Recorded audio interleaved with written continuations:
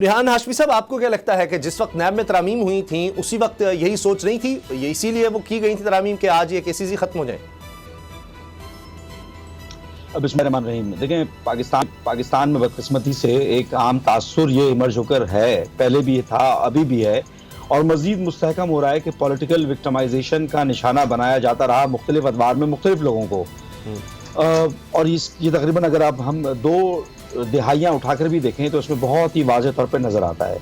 اچھا، اب یہ اس میں بات درست ہے غلط ہے، یہ آپ کو بھی اندازہ ہے، ہم سب کو اندازہ ہے، مگر کسی بھی انسٹیٹیوشن کو پولیٹیکل آبجیکٹیوز کو اٹین کرنے کے لیے، اپنے پولیٹیکل اپوننٹس کو سپریس کرنے کے لیے یہ ہوتا رہا ہے ماضی میں، لیکن یہ کوئی اچھی چیز نہیں ہے۔ یہ روایت جو بنتی آ رہی ہے کہ مختلف انسٹیٹیوشنز کی کریڈیبلٹی کو ڈیمیج ہوتا ہوا نظر آتا ہے۔ انسٹیٹیوشنز کی کریڈیبلٹی یا اس پہ عوام کا ٹرسٹ کیسے ڈیولپ ہوگا کہ آپ نے پھر مقدمہ کیوں بنایا بھائی؟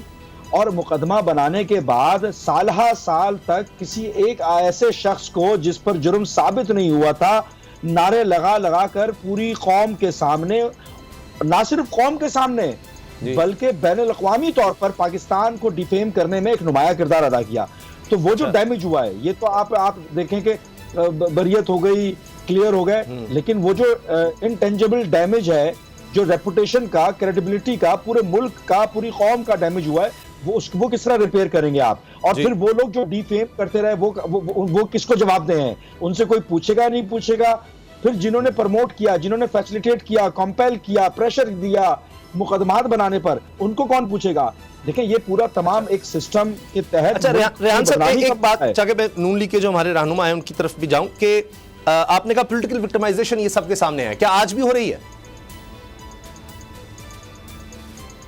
مجھ سے پوچھ رہے ہیں آپ؟ جی ریحان صاحب جی، اچھا دیکھیں، تاثر یہی آتا ہے، مجھے نہیں معلوم کہ پولیٹیکل وکٹمائزیشن کی جا رہی ہے نہیں کی جا رہی، چاہے وہ کوئی بھی پولیٹیکل پارٹی ہو۔ موجودہ حالیہ دنوں میں ہونے والے جو سٹیپس ہیں، اگر وہ بھی پولیٹیکل وکٹمائزیشن کے زمرے میں آتے ہیں اور کل کلا کر آپ ہاتھ کھڑا کر کے بولا جائے کہ جناب یہ تو اس وقت کے ضرورت تھی، بھائی یہ نظریہ ضرورت کب تک چلتا رہے گا؟